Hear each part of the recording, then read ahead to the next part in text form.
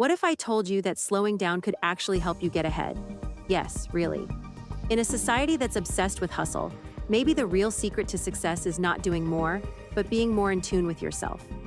Welcome to She Blooms, the podcast where we explore how modern women can thrive by nurturing their authentic selves. I'm your host, Hannah, and today's topic is something that challenges the way many of us live every day: how to embrace our feminine energy in a world that glorifies hustle and grind. If you've been feeling burnt out or like you're constantly chasing something but never quite arriving, this episode is for you. Let's be honest, hustle culture is exhausting. It teaches us that the only way to get ahead is to push harder, work longer hours, and never stop. But when we live like that, we often end up feeling disconnected from ourselves. Constant hustle depletes our energy, especially what we call feminine energy, the part of us that thrives on creativity, intuition, and flow. But what exactly is feminine energy? It's not about gender, it's about an inner balance. Feminine energy is the power of softness, rest, connection, and creativity. It's that calm, nurturing part of us that can get drowned out by the grind. The problem is, when we ignore that side of ourselves, we become drained, robotic, always achieving, but rarely feeling fulfilled. So, how can we start to embrace that feminine energy while still living in a world that pushes us to hustle? Well, it's about creating small, intentional shifts in our daily lives.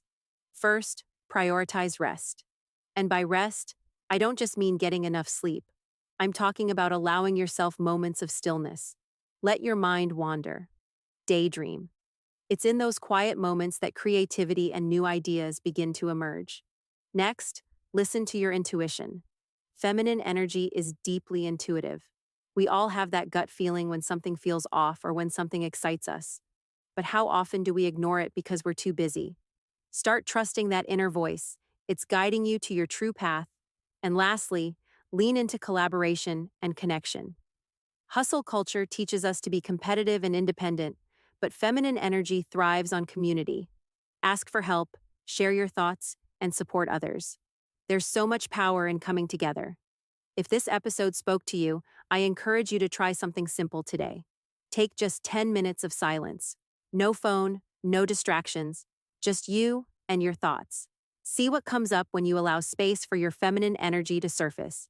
If you enjoyed this episode, share it with a friend who might need this reminder.